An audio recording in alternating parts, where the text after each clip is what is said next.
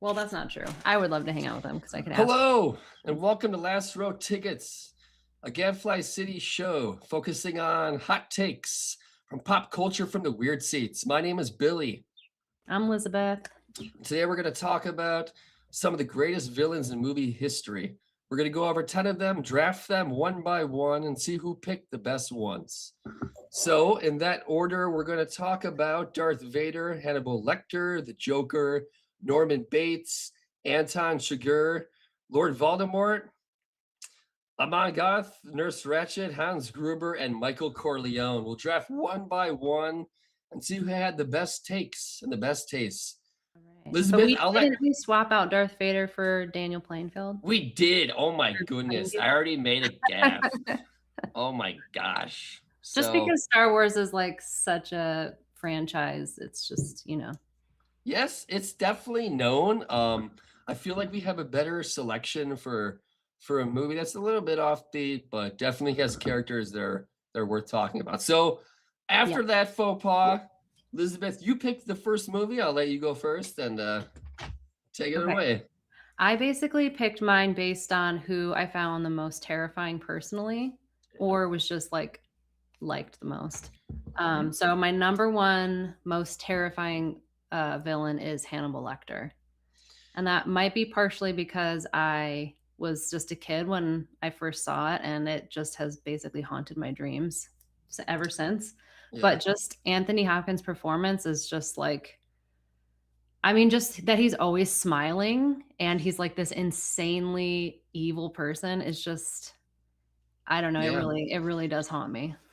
I remember you said it haunted your dreams. And I remember Yes. watching an interview with Barbara Walters, rest in peace, right? I believe. This is like 20 some years ago. She was talking about how she watched the movie and when she was interviewing Anthony Hopkins, she said she was drawn to that character, almost attracted to that character. And I was like, how could this be? But Mhm. you got to He does figure have out kind of a weird sex appeal, which is part of why he's so terrifying.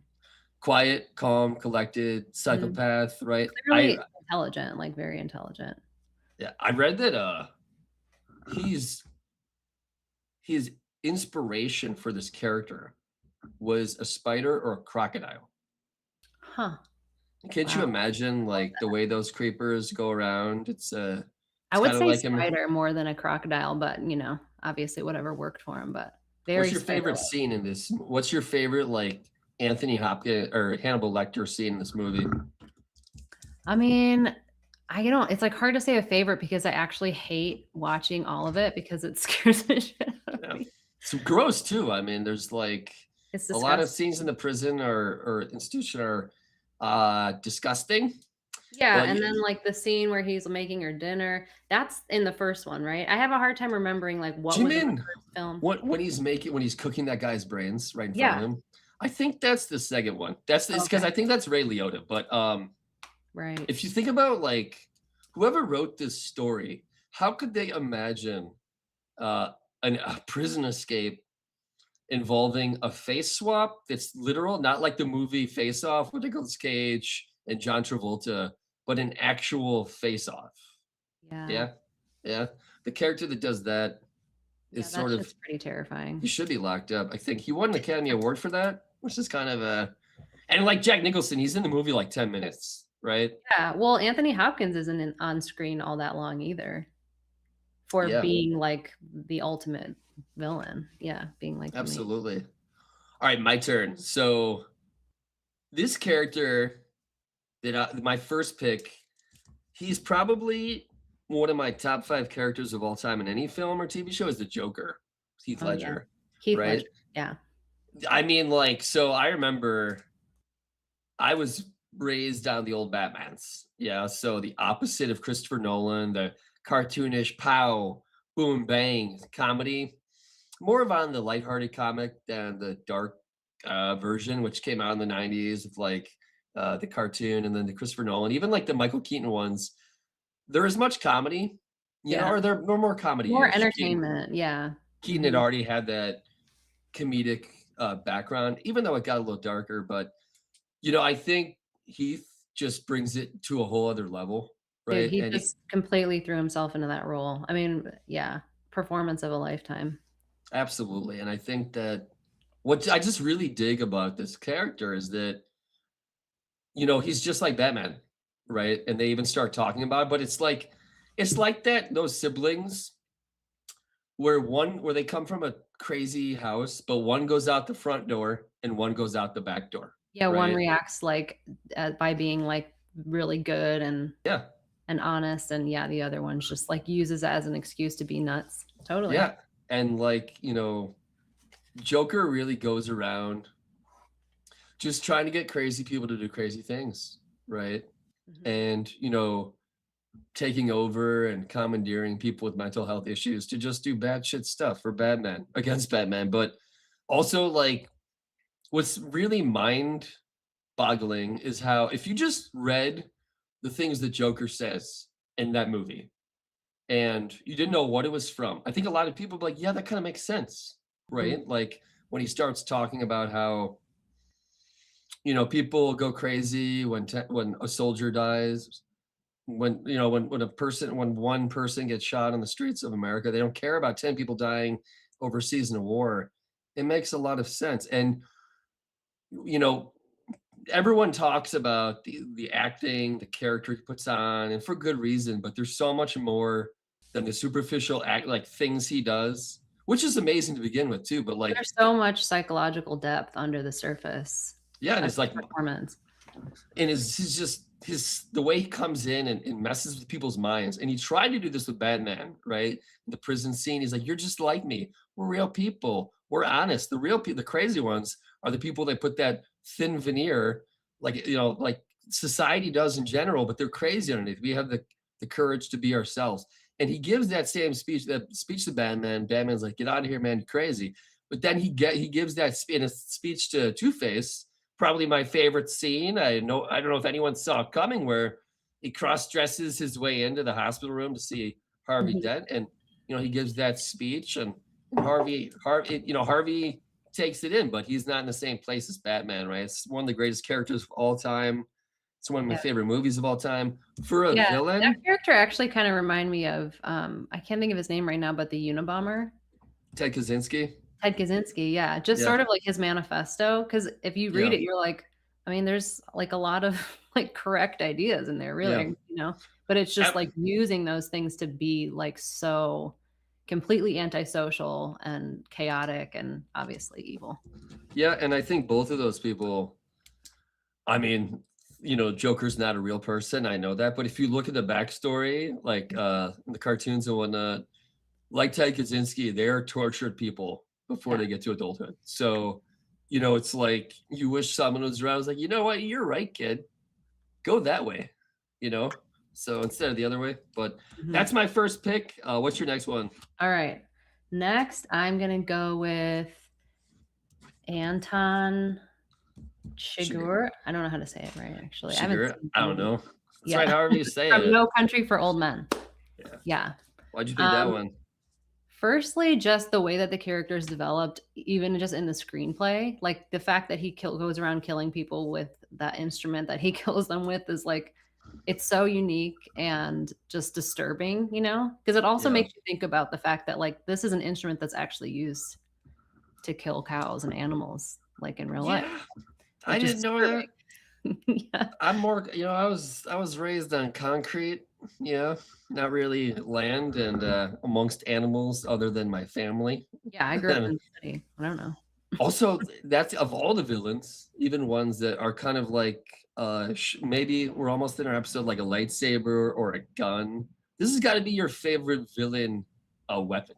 Yeah. Definitely the best weapon. I mean, yeah, pretty much. But I If, also just love, like, how philosophical he is yeah. and, like, just expressionless. Yeah. I mean, that to me is, like, one of the most terrifying things about a villain is just, like, I mean, sociopaths as villains don't necessarily really freak me out, but he has this, like, coldness and, like, almost a slight grin at all times that Yeah. is just, like, again, haunting. Absolutely, and he's very Socratic, right? And he's Socratic in a way that creeps you the F out, right? It's like, Yes. don't you think, like, it's your choice? It's like, no, it's not your choice. Like, he's here, he's in control of the situation. And the thing about his calm coolness, which is which is throughout a lot of these villains, right? One of the creepiest, like Hannibal Lecter, not like the Joker, right? It's kind of like it creeps you out when someone is so used to violence and psychotic things that um, you're in the wrong room, right? And in this movie, what I dig the most is how he's so crazy that he scares the other villains. Yeah, Yeah, even totally. Well, I Woody think what I Woody was Harrelson thinking is like, I don't want to deal with this guy. And when he shows up, he's like, I know I'm effed. He's like, what yeah, do you want from me? I'll give you whatever I want. Yeah. yeah. Well, that's the thing is he, unlike the other villains on this list and most villains, like mostly villains are like acting out of their own will, right? Like they're Yeah. deciding to do these things. And this villain feels very much like he's just acting on behalf of death. Like, Yeah. it's out of his control. He's just sort of like, you can make the choice, and I am here to just, carry out the job that needs to be carried out. And and I think That's a that great way of that's putting what's it. so terrifying about him. Yeah. Just pure evil running through your life. And it's something that you can't reason with. Yeah, Yeah. there's not really a way to talk yourself out of it, because it's just like, this is just the way that it must be. Like, these are like the laws of nature, and I'm acting on behalf of the laws of nature, sort of, Yeah. And they're bizarre. It's like he operates on violence, he operates on tyrannical, psychotic nature. He's kind of the opposite of my next pick, Okay, who was yeah. Michael Corleone. Yeah. Okay. Yeah, totally. Michael, at least, and this is what's great about his character, is that his whole character changes. Yeah, it's like um probably from one of the greatest movies of all time. And you have the iconic, 30-40 minute introductory scene at the wedding where you We see, should say it's The Godfather for anybody who's not yeah, familiar with the name. Yeah. Godfather, yeah. If you don't know now, you know, right? You had 55 years. I think so. His character is this sort of corrupted nobility character. He starts off, openly acknowledging to Kay in the first scene, first act, that his family is corrupt, but he's not like that. And then circumstances pull him in unwillingly. His dad gets shot. Their dad, there's an assassination attempt on his life. He takes it up a notch. He firmly steps into that underworld by killing people, and then he just goes crazy and starts becoming that mob boss that he will become. So Yeah. much so that it turns off his wife, his family. Um, I think that I don't know about what's your favorite Marco Corleone scene? Is there a part that just kind of you remember the most? Um, it's the one where he shoots. I can't remember, man. When he shoots is it his sister who comes in and he shoots her in the stomach? I can't really remember. Mostly when I think about him, I just think about, tons of cocaine and just being completely off the rails. Yeah. Which is why I've never really been that scared of him. I always just felt like, if you just stop doing so much blow, you'd probably level out a little bit. You know what I mean? Yeah.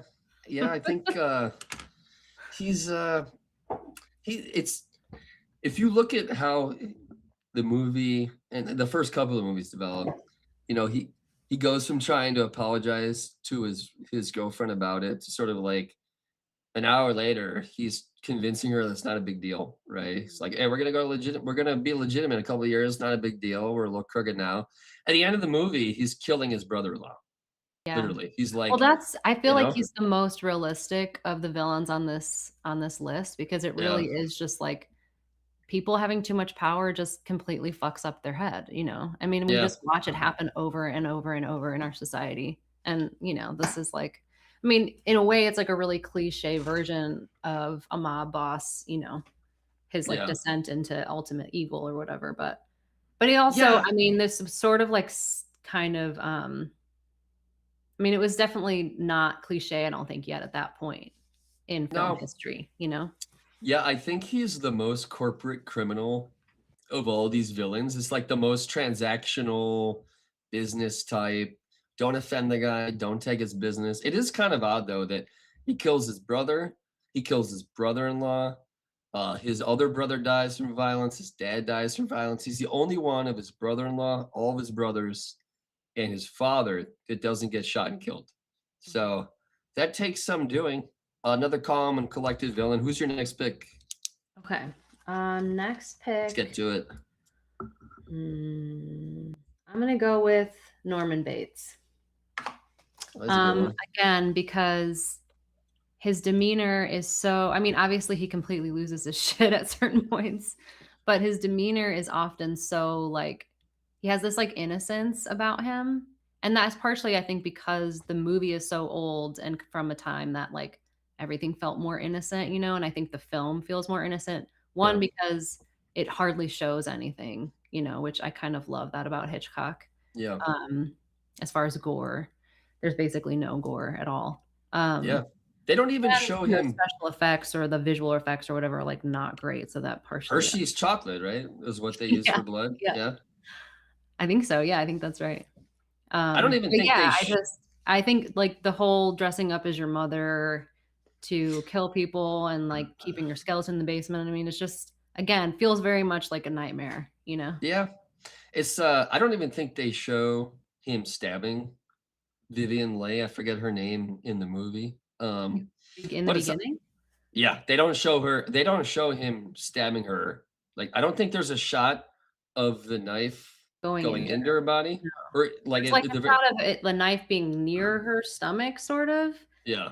but it does then it cuts, you know, it's just Uh-huh. you never even see any blood on her or blood No. splattering or anything. There's just, like, blood in the water later when Yeah. she hits her head. Yeah. Smoke too. I think that you mentioned that it's sort of movies from a different era kind of played on a sentimentality that we don't have now. It's more shocking. And I think that this movie is sort of one of those early psychological horror movies. Yeah. It's not slasher, it's not just shock stuff. It's mental. And I Mhm. think that cross-dressing itself was extraordinarily taboo back Mm. that is like late 50s, early 60s. Mhm. Um, someone that's split personality, Yeah, you totally. know, and it's like that's kind of I don't know about your favorite scene. My favorite scene in the whole movie with Norman is the first scene with him and Vivian with the Vivian Leigh when they're just meeting and he's bringing her getting her checked into the hotel and then he brings her into this sort of crazy stuffed animal room and gives her food. Mhm. Shows you then like the real the truly different people that are in his mind. Yeah, Yeah. he's really calm and collected. It's like, which one? You know? And did you ever see the remake with Vince Vaughn? No, I didn't. Did you? Late 90s. I watched part of it before I turned it off because Was it it's like I don't really, it's like I watched this after Wedding Crashers, then it's like, I don't really right. believe Yeah, you. Vince Vaughn is like I can't really imagine him in a serious role. Yeah, I can't really imagine him in any other role lately. Um, for my next pick, Yeah, who you got? I think I'm gonna pick Nurse Ratched. Okay. Okay, so this is from one of my favorite books, One Flew Over the Cuckoo's Nest, and obviously the movie that they turned it into. Have you read this book I at read all? it, when I first moved to Oregon, actually, because Ken Kesey went to University of Oregon, where I went to. He went through that writing program and lived here. His family had like, owns businesses here and stuff, so That's so I read cool. it, but it's been a long time. Kesey's one of my favorite writers, and there's a Yeah. couple bars in San Francisco I pillaged to solely because of him and Neil Cassidy and Jack Kerouac and William S. Burroughs and Allen Ginsberg. And was that in Bend, Oregon, where you were? Is that like he's over in Bend, right? Or was he on the west side over by Well, Portland? University of Oregon is here in Eugene. Okay, Yeah, and his family are in this area. They actually have a creamery.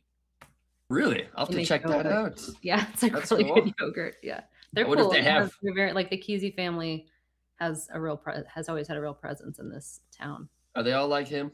Were they all like him? It seemed like he was a little. Were they all on the crazy bus? You know, traveling around taking that electric Kool Aid. I mean, yeah, so Ken Babs is also around here, or his family was around here.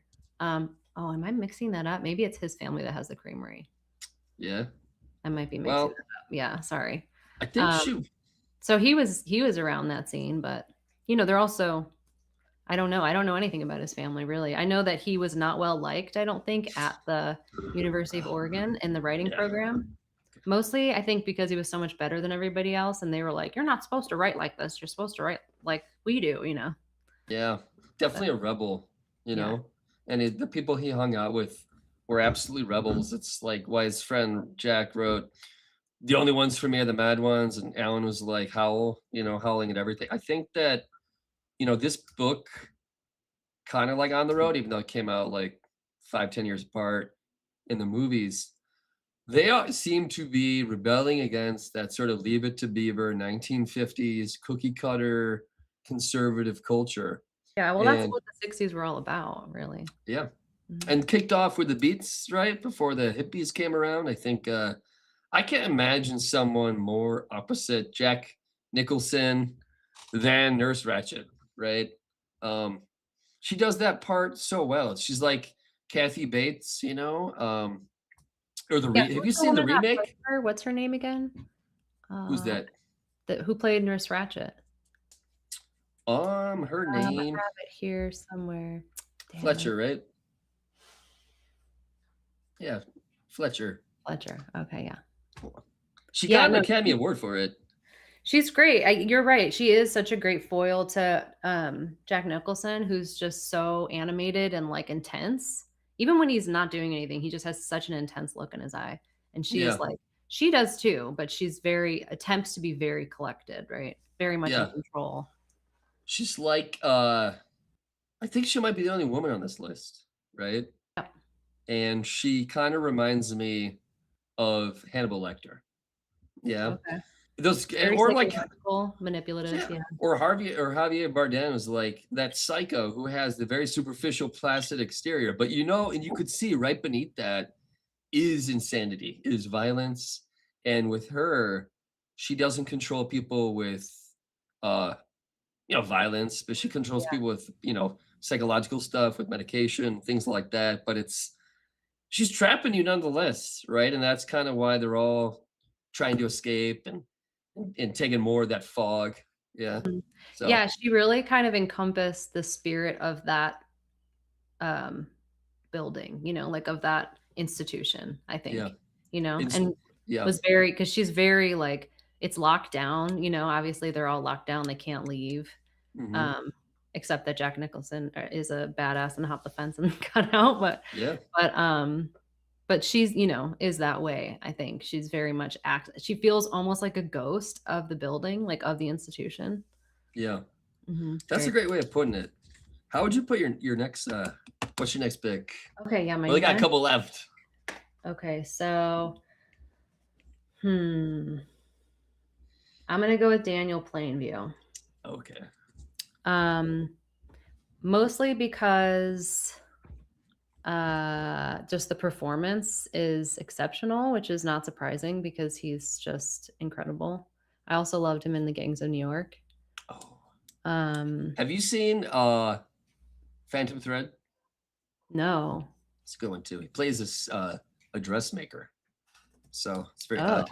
what's that movie? Anyways, all it's about so he's a crazy guy. He's like OCD. He's like Oh, I know this movie. I haven't seen it, but I know what you're talking about. only Yeah, child that just has a doting mother and he's not used to not having his way. yeah. And his sister sort of plays the mom. He just kind of runs through women, uses them, kicks them out when they break his rules, which is like little kid grown up. And then he finds a woman who sees that and just starts playing with him and messing him up. And it's quite cool to see this little brat unravel. Yeah. So Huh, it's cool, I'll check it out. I'll add it to the list. what else you like Yeah, about so this character? Daniel Plainview, I guess I like that, he's very much like the American underdog story, which we all on some level love, he came from Yeah. nothing, he worked his way up, but he had this just insane work ethic that is what basically developed into this like evil, this like really deep-seated evil, which was that, he has that line that's like, I have this insane desire that or whatever, this need that nobody else succeeds, right? That I'm the only one that succeeds. That's not the quote, but basically, Yeah. oh, I have a competition in me, he says, right? Yeah. And I just, it's such a great allegory for the American dream story and like that insane drive that we're sort of taught to have, or Yeah. encouraged to have, or that we look up to. And so the dark side of that, and I don't think that that drive actually is evil, but it can be, you know. Yeah. It's also like from the turn of the century where we have so many famous American entrepreneurial bootstrap stories, right? Rockefeller, Mhm. um, Carnegie. Mhm. Yeah. And so when the movie starts, you kind of see that in this character in the story. And Mhm.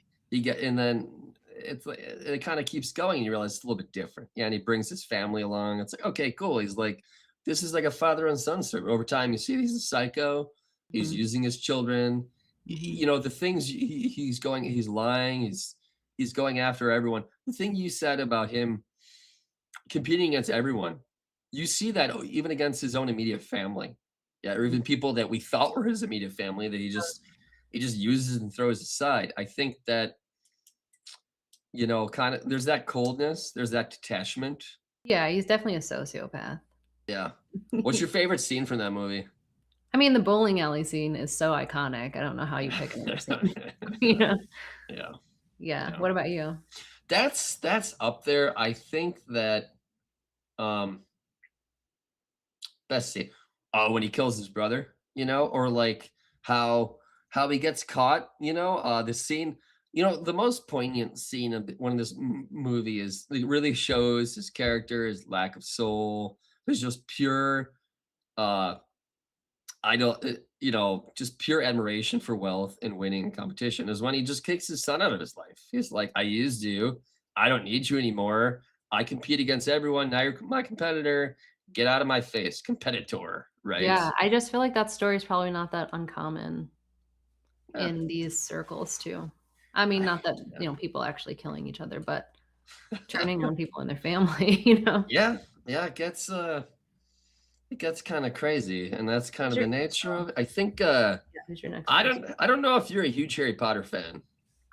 I have only seen the first movie and I didn't read the book, so I guess you could say I'm not a huge fan, but I'm not Yeah, against it. I'll take this one. I think I'm very similar in the vein where, and maybe this is good too. Like I was never really a fantasy reader. Mhm. I was Yeah. never really a Star Trek, Star Wars. It's kind of like you figure that these are in the same bucket, uh, of people that would go for this. I think though that this character, first of all, they don't. What other character could you not use their name? Yeah, Yeah, I'm sure there's one, but I can't think of him. I think this character has the worst nose and the Oh longest my god, he fingers. doesn't have a nose. That's what's most terrifying about him. Yeah, yeah. Yeah. They took his nose, they put it on his hand. It's like weirdly following people. I think I didn't even know this too. Like his name spelled out is Tom Marvolo Riddle. Did you know that? What? So What do you many mean? weird things. So it's like a anagram or Oh, enneagram, right? So a lot of things about this. I think in the second movie when he goes and hugs Draco, that was totally impromptu. And Draco didn't even know what he was doing. He looks very thrown off. It's when he mm. goes like, "Good job." He's Like the almost actor saying, just improvised it, you're saying? "Yeah." Cool. The actor improvised that Draco's not ready for it, and to me, it reminded me of when Hook had converted Jack, Robin, Peter Pan's son, and he's like saying like, "Good boy, Jack," and just converting. It's like if Darth Vader converted Luke Skywalker's son to the dark side, and that's kind of where you see real evil. Yeah, but what's your next pick? We only Okay, got yeah, two I guess we're more. running out of time.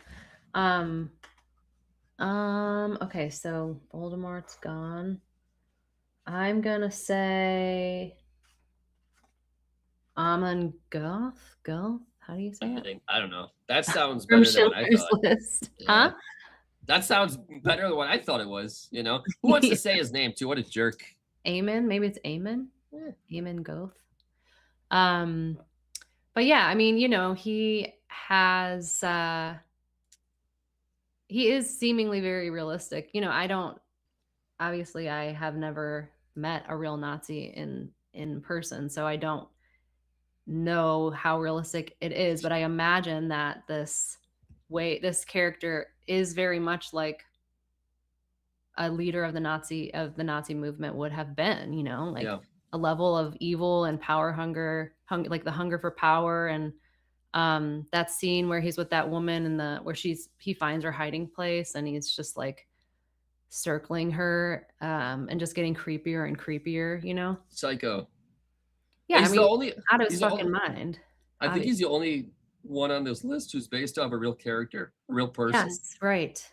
And they Yeah. said that a lot of the people that were there at the concentration camp said that he was a lot worse than the movie. He was much more into random psychopathic violence, using concentration camp victims as target practice, training dogs to attack them. He even got in trouble with the Nazis before the war ended because he was stealing and embezzling things that were meant to go to that party. So he even was too much for the Nazis, which tells you something. Yeah, that's pretty Probably the most wicked person on this list because he was a real human being, killing other real human beings and perpetrating a genocide. So on that note, we will move to a Christmas movie. And my pick is the only one left, Hans Gruber, played by Alan Rickman. We have another Harry Potter connection. He played Snape, right? Right. Yes. Who doesn't love Die Hard, right? Have you seen all of them? I don't think so. Maybe. So, do you see the follow-up, Die Hard with Vengeance? Because his brother, his character brother, Hans Gruber's brother, is played by Jeremy Irons as the villain in the follow-up. Okay. No, I don't think I saw it. I think. What's your favorite part of Die Hard? Everyone has one, so right? long since I watched. I know I watched it like on TV when I was a kid, but Yippee-ki-yay, right? Were you saying that when you were a kid?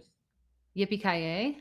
That's not how you say. That's not the whole phrase. I remember getting in trouble when I was a kid because I was repeating lines of movies that my father put on when my mother was at school. So it's Yippee-ki-yay, MFer. Yeah. Oh, MFer. So, right. You of course didn't say MFer. No, I said the real thing. What was a punk supposed to do? So we probably get to the scoring because we're get to the scoring. Yeah. Read them off. Okay, so we're gonna start at 10. So 1 is that best, 10 is the worst, right? Sure. So at number 10 is Nurse Ratched, One Flew Over the Cuckoo's Nest. So the way that we scored it was Letterboxd ratings times the number of views on Letterboxd. So there's lots of ways we could have scored this, but this is what we decided to do. So her weighted score was 6.6 million. So that's her rating times the watches. The box office for this movie was 106 million. Wow. So didn't do so bad. So that's 10 points for me, right? No, that's 1 point. Oh, 1 point. Damn, darn it. Right? Because you get the most points for number 1. Okay. I think that's how we did it last time. Okay. What's the actually, can we do it the other way? Just because if we're doing it that way, the lowest score would win, right? Am I because wrong? if you get the lowest ranking one would get the least amount of points. Gotcha. The highest ranking one would get the most amount of points. So then the person who has the most points wins. So this one was 10 points or 1 point? 1 point. 1 point. What's the next one? Number 9 is The Joker, The Dark Knight. Okay, so that's 2 points. I actually was very surprised. So that's 2 points. So that the weighted score for that was 12 million. And box office was 1.08 billion. Yeah, that makes sense. Yeah. Number 8 is Norman Bates in Psycho. The weighted score is 8.2 million. Box office was only 31 million. I say only 31 million. Pretty damn good. Well, that was what, almost 70 years ago, right? Adjusted for inflation, that's got to be a pretty penny. Yeah, that's true. So so that's 3 points to me. Yeah. Number 7 is Hans Gruber, Die Hard. Okay. Weighted score is 8.8. Box office was 113 million. Gotcha. So that's 4 points to you. Number 6 is Eamon Gulf from Schindler's List. I don't know if I'm saying that correctly, but you know who I'm talking about. We don't want to say his name anyways. I don't want to say his name right to begin with, right? Yeah. You should butcher it on purpose because he's a butcher. Okay, weighted score 9.2 million. Box office was 300 million. So that would be 6 would be 5 points, right? They got more Academy Awards. They got points. They had 7 Academy Awards in that movie. Yeah, that should be a bonus, but I did not calculate that in. It's So, all right. What's the next one? number 5 is Daniel Plainview, There Will Be Blood. Weighted Nice. score 9.7 million. Box office was 51 million, which is actually surprising. I guess people had kind of stopped going to the theater as much. Yeah, it's kind of like I feel like that movie was sort of. If you didn't like the characters, it's kind of like not box office Yeah, blockbuster, yeah, I guess right? that's not a blockbuster, yeah. You know. What about Okay. the next one? Number 4, Hannibal Lecter, Silence of the Lambs. The Nice. scores 10.8 million. Box office was 254 million. Jeez Louise. Yeah. You were running away with this. What's the next one? I didn't look We at got the things before I picked my people. Good you didn't cheat, you know. That makes one of us. Terrible Okay, cheater, number though. 3, Anton Chigurh, No Country for Old Men. Weighted score 12 million. Box office 147 million. Jeez Louise. Okay, so We should go buy stock in these movies. yeah, So for real. that leaves 2 left. Yeah, more in so Corleone. number 2, Lord Voldemort, Harry Potter and the Sorcerer's Stone. Yeah. The score is 17.6 million. Box office 895 million. So definitely the highest grossing. Is that right? Yes, by far. Oh no, the Joker. The Dark Knight was the highest grossing. Pretty close. Dark Knight got more box office. Made more money than Harry Potter. Wow, that's That's what the internet interesting. says. That's good for them. Good for the mob. That's what the Yeah, mob well, needs, people, more I mean, money, right? Batman has like such a huge following across generations. Like Harry Potter was kind of more for the kids. Obviously, adults like it too, but it wasn't as well known. Mhm. The first movie, you know. Hey, This at is least just they got based on their the own theme first- park in Disney World, right? Yeah. Well, yeah, but this is just based on the first movie of all these series, Gotcha. not on the whole franchise. Who's the winner? It looks like you probably winner won is there. Michael Corleone, Okay. the Godfather. Okay. The score is 18.4 million. Box office was 239 million, which was a while ago. So that's a lot of money. Yeah. For maybe the best movie of all time, right? So the total winner would probably be, looks like you, right? You won this thing. Am I right? Am I right? Yeah, I got 29. What'd you get? You got 29. I believe. I got 30. Oh, later, but I got 26. So you definitely won. all right. It was closer than the last one. I got killed in the last Well, one. now you won when I got one. So the next Yeah. the next game will be a tiebreaker. Okay. Yeah. All right. So I hope you did well too. This has been about the 10 greatest villains of all time. Hope you have your own favorites. Hope you like this show. Last Row Tickets has been a show about Gadfly City. If you haven't already, please subscribe to Gadfly City on YouTube, Substack, Apple Podcasts, Spotify, and everywhere else that we're flying around. Till then, have a good one. Bye, everybody.